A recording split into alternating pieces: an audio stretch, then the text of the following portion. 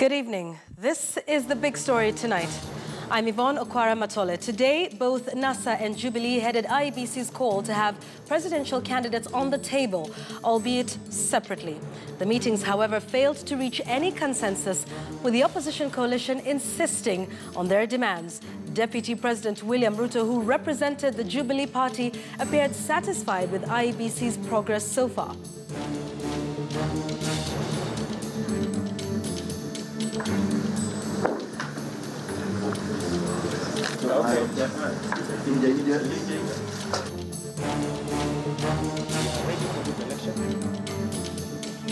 We believe in the independence of IEBC as an institution to manage the elections, deriving its mandate from the Constitution. We are confident that we have men and women in there who have the capacity and the intellect to manage this election. We have clearly told them it is not in our purview, and neither do we share the responsibility to identify suppliers of whatever material that is required for this election. It is not part of our responsibility to train their staff, to employ their staff, or to fire any member of staff. It is, as per Constitution, but I must say right at the outset that in this meeting, none of the issues that were raised as irreducible minimum for purposes of holding an election within the 60 days required by the Constitution and the Supreme Court from the date of the determination of the election petition on the 1st of September 2017. None of those demands that we made have been met or responded to. And we left on the basis that nothing has been agreed. Nothing is agreed until it is agreed. In order to make sure... Our big story tonight is on those talks that took place at the Bomas of Kenya. On the program tonight, we have Elgeyo Marakwet, Senator and also Majority Leader in the Senate, Kipchumba Murkomen, live from our City Center studios. Our lead reporter is also on standby with the CEO of the NASA Secretariat, Norman Magaya, in Karen. And also tonight, I will be speaking with the Chief Observer of the EU Election Observer Mission, Mariacha Shahe, joining us on Skype from Brussels in Belgium, which is the heart of the European Union Parliament. Good evening and welcome to the program. Let's start off with our lead reporter now, Sophia Wanuna, to just set the stage for us. Sophia, this was the day a lot of people were waiting for. The tripartite meeting didn't quite happen as most Kenyans would have expected. Tell us more about these meetings that took place today. Good evening to you, Yvonne. Indeed, that meeting taking place, albeit separately, with NASA, first meeting the Independent Electoral and Boundaries Commission, and later on the National Super Alliance, that's NASA, meeting IEBC. So NASA was led by the principals, Raila Odinga, his running mate Kalonzo Musyoka, and other principals, as well as their other teams that have been representing them before IEBC. And Jubilee, the deputy president, showing up today in that meeting. And remember this kicking off today after an unsuccessful meeting last week, that when the parties finally came together in one meeting, the only thing they were able to agree at last week was on the agenda. And then after that, the meeting had to be called off when NASA raised concerns over the amendments that had been introduced in Parliament on the elections bill. So today, again, differences appearing in as far as how did the meeting go. IEBC on one hand, optimistic, saying saying that the meeting went well, it was fruitful, and they will soon be sharing what all parties agreed on. However, the National Super Alliance saying the meeting was not successful. Their agenda that they presented, the issues that they raised, have not yet been addressed. On the other hand, Jubilee, led by the Deputy President, saying they are very happy and they're looking forward to that fresh poll. So, Yvonne, interesting perspectives of what we're hearing from the various parties. And as you said, I will be speaking with the CEO, the National Super Alliance, that's Norman Magaya. He'll be talking to me shortly. But for now, back to you. Thanks very much. We'll get back to you in just a moment. But even as that meeting was taking place between IEBC and the candidates and their representatives today from both Jubilee and NASA, the European Union Election Observation Mission put out a statement today talking about the state of affairs right now as we head towards the election. And that election observation mission is headed by Mariacha Shahe. She's a member of the European Union Parliament from the Netherlands and leads this observation mission. Mariacha, thank you very much for joining us live from Brussels this evening. We will get to your statement in a moment, but I'd just like to, first of all, get your observations of what's been happening in the country since the Supreme Court verdict. We know we heard your preliminary report after the August 8th election, but what is your observation of everything that has happened since the Supreme Court verdict was announced in this country? Well, clearly the historic ruling by the Supreme Court asks for a lot of reforms and for coming together by Kenyans to make sure that the elections in October are organized in a way that generates much more trust among the Kenyans and that can be done within the mandated term as the Constitution spells out. And instead of people coming together, at least we also see a lot of strong words being used, quite a bit of polarization. And that is why we have now made a public statement calling on Kenyans to come together. We, as the Election Observation Mission, assess that it's still possible to organize the elections, make needed reforms to improve the integrity of the process, but a lot of work needs to be done and people should come together to make it happen in the common interest of all Kenyans. When you put forth your recommendations not too long ago, you called for investigations into the use of technology, which was obviously a big thing for this election, was supposed to be able to ensure a credible process, but yet became the center of the complaints and the irregularities and the illegalities that were cited by the Supreme Court. What's your assessment of the investigations into that specific area of the August 8th election? Well, we noted that actually technology could not be a replacement for trust. And I think that that has now played out in practice in the sense that there are questions about the integrity of the process, and it's important to restore that. So to make sure that all the elements of the procedure, whether it's through paper forms or through the use of technology, are improved in a way that the trust is actually solid, no matter what side of the political divide you stand, and that lessons are learned from the August elections. So I understand a lot of hard work is being done. One of the recommendations that we did to the IEBC is that they consult the different stakeholders in order to hear what is important for Kenyans and how they can ensure that the new process for the October elections is supported by a broad majority of different Kenyans and that it doesn't lead to more divisiveness in the process. All right, I want to quote your statement today regarding, where we are with our preparations ahead of the 26th of this month, and specifically with respect to the amendments that have been proposed by one side of the political divide. You, and I quote, say that the late amendments to electoral legislation risk being politically polarizing and undermining the predictability of law. However, the Jubilee members of Parliament have come out to say, and they've defended these proposals, saying they're trying to cure the malpractices that were pointed out by the Supreme Court in their final verdict. Well, we point in our statement today also to common practice, such as in the East African community and in international context, that says do not change electoral law right before elections, not shorter than 6 months before elections.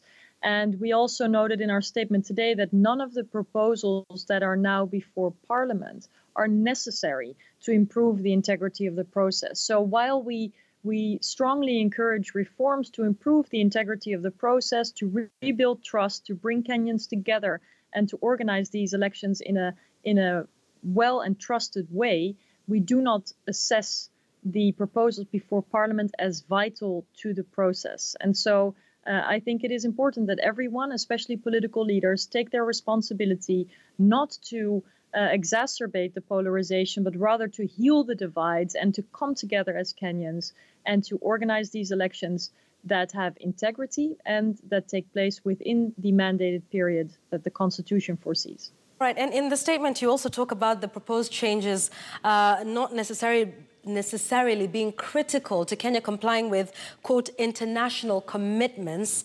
But the Jubilee members of Parliament this afternoon were speaking about this statement, and this is what they had to say, that, you know, when you talk about international standards and international commitments, that with all due respect, there is no precedence, you know, for this particular situation in a number of countries. I mean, this has only happened, what, about 5 times or less? And that, you know, international commitments or best practice does not have precedence here because not many countries have had a presidential election annulled, and that you should allow us to use, quote, our own path, our own constitution, and our own political understanding to sort out this crisis. What's your reaction?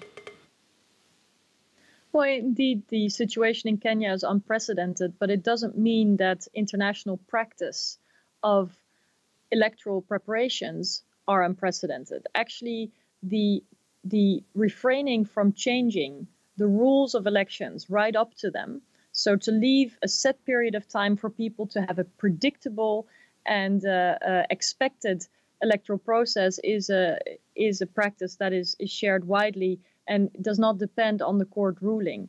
And I think everyone in Kenya can see that there is a polarization.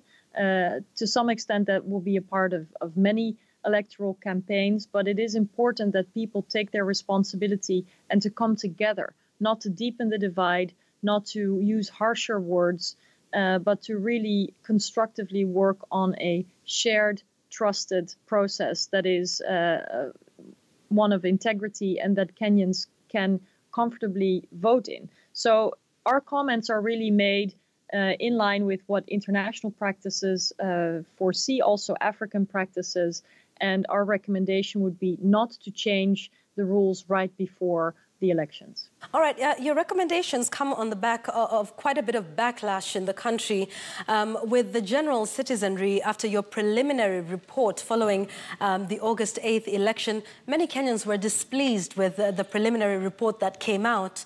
And now we're seeing politicians from both sides, by the way, from both Jubilee and NASA, expressing their displeasure with some of your comments and some of your recommendations.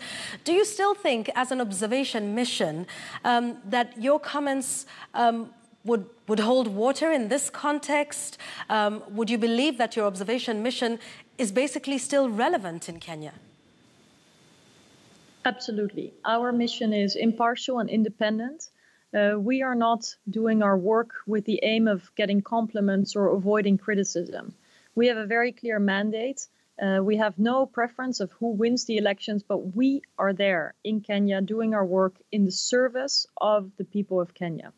And so I think that extra pairs of eyes that are impartial and independent in what they are looking at in the entire electoral process, so the campaign, election day, but also the days after the elections, the tallying, the results process, the petitions process, as we've been observing for the August election and as we are observing for the October election, are an important task. And I've heard very different feedbacks. We cannot really be distracted by the compliments of one side or the criticism of the other.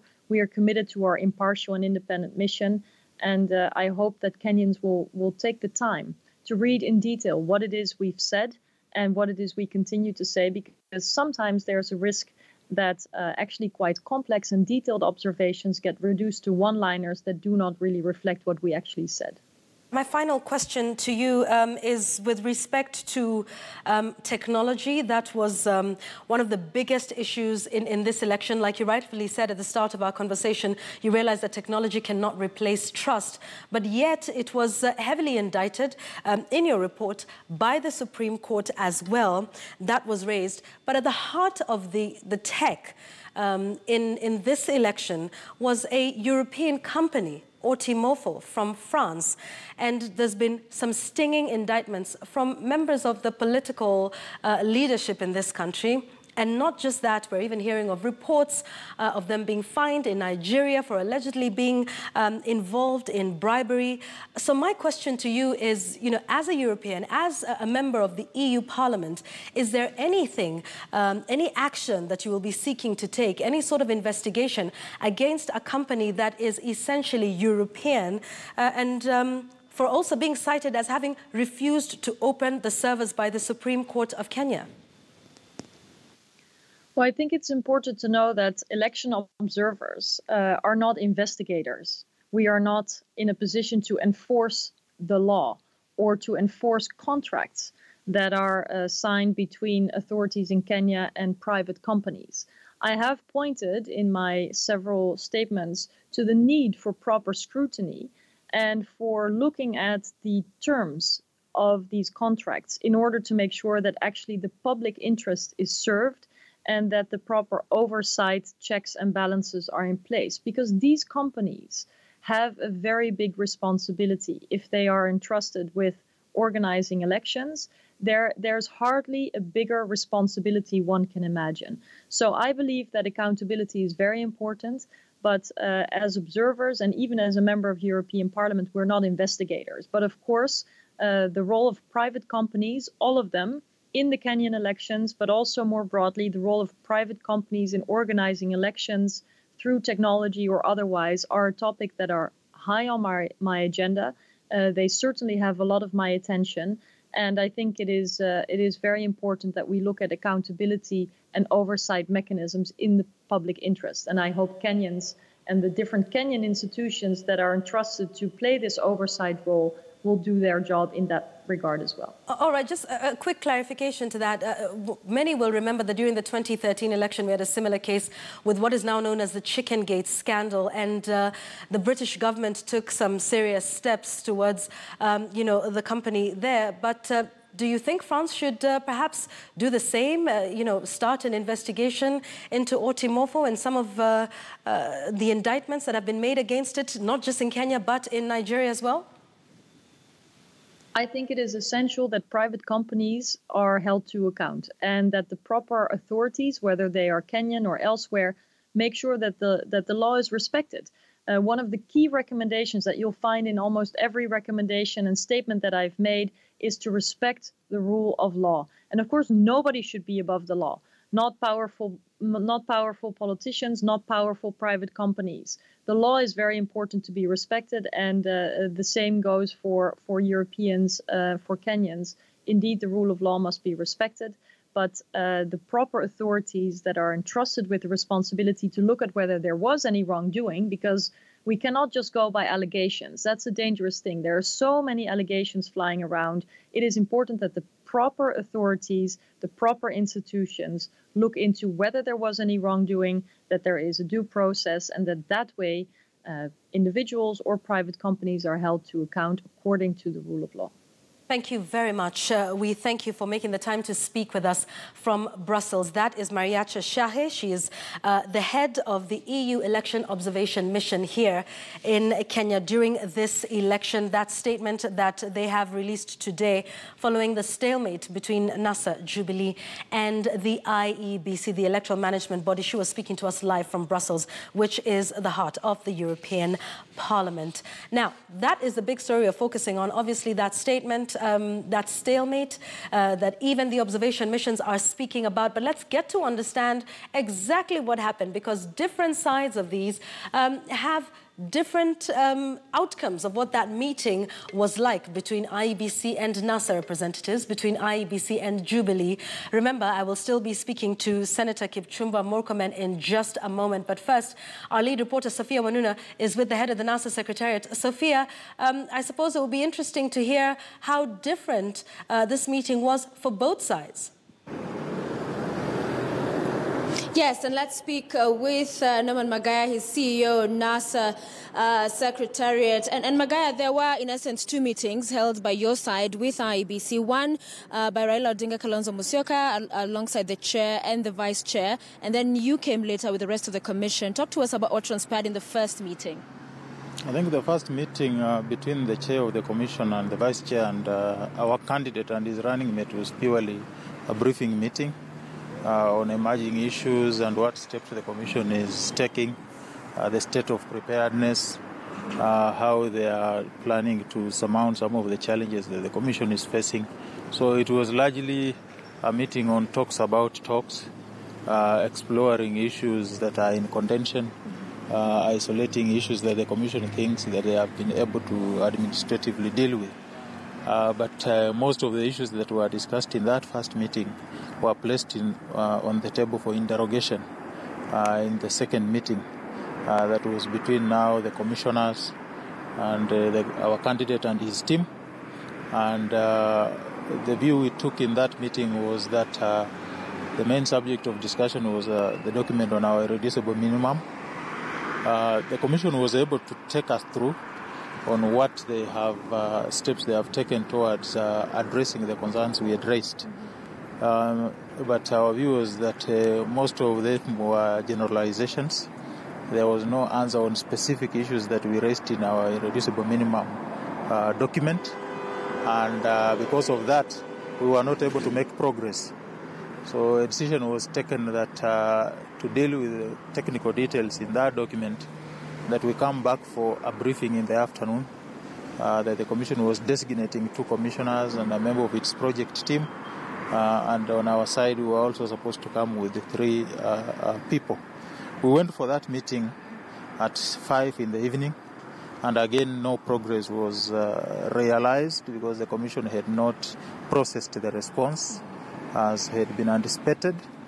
And so we left it to the commission with a view that we are only able to make progress in terms of engagement once we have a response in written form, because it's not able to hold the commission to account on oral responses as our experience in the past has shown. Yeah. And so we've left the door open for dialogue with the commission. Immediately we get a written response to those irreducible minimum issues.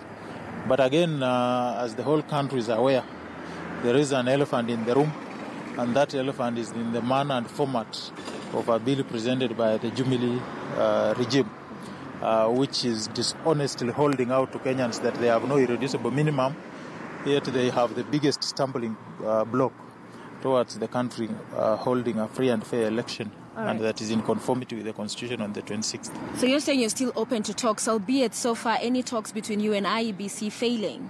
The view we have taken today is that we have not been able to make progress in the sense that we didn't have a substrum to form the basis of our discussion with the Commission today.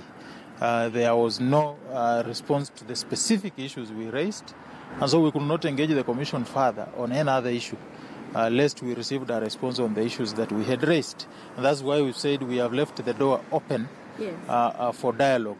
What we have, however, stated is that our program of activities proceed as earlier planned, that our demos on Friday will proceed as earlier planned, that our continued insistence that there will be no election on the 26th unless the political playing field is levelized in conformity with the Constitution and electoral laws, and the judgment of the Supreme Court is implemented to the latter, still remains. So the Deputy President said, coming from that meeting, they are ready for that election. They have no irreducible minimums, no maximums, no minimums. There are those who look at you, and we've had some from the Jubilee say you simply do not want to be part of an election because you're not ready. What do you tell those people, briefly? What you get from Ruto and Uhuru is pure dishonesty. They are being dishonest to the country, lying to the country that they have no irreducible minimums, Yet they are changing the rules of the game at halftime in the manner of the bill that they are presenting to Parliament, and which we have objected to because it fundamentally alters the electoral system in Kenya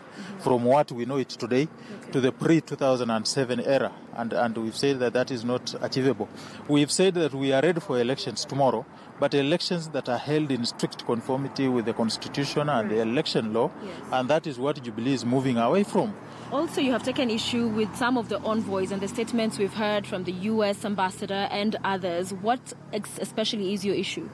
I think one thing we've stated that we are operating within the purview of the 2010 Constitution, that is the supreme law of this land, and as long as we are within the ambits of that law, we will not allow anybody to blackmail us, be it the US, UK or EU ambassadors.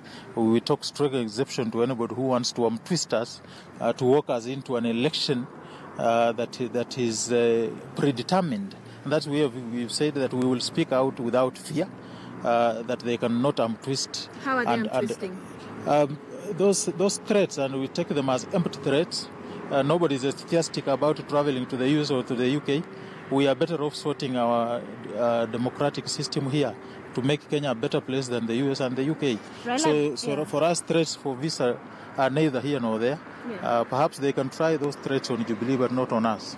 And finally, Raila Odinga met bishops from the ACK. What did that meeting? What did you get from that meeting? One, I think the bishops from the ACK Church were emphatic that it is not the right time to engage in an exercise to amend election laws, and they were also taking the view that we give dialogue a chance and suspend demos. But we said that we have not seen goodwill exhibited by the parties engaged in this process, and so we find it difficult to suspend demonstrations. We've said that let demonstrations continue on the front line. On the back end, we can negotiate and engage in dialogue, but the two will proceed concurrently, contemporaneously. Will Raila Odinga have a sit-down meeting with President Uhuru Kenyatta and IEBC, or perhaps one mediated by the religious bodies? If Uhuru withdraws that amendment bill from Parliament, we are ready to sit any day. All right. Yes. Thank you so much. Asante. Thank you. Norman Magaya, CEO, National Super Alliance Secretariat, Yvonne. And we definitely want to hear as well from Senator Murkomen. Yeah, that's right. And we'll definitely be speaking with him as well. Some interesting points that we will be putting to him from both Norman Magaya as well as the EU Observer Mission. And he will be joining me in just a short while from our city centre studios.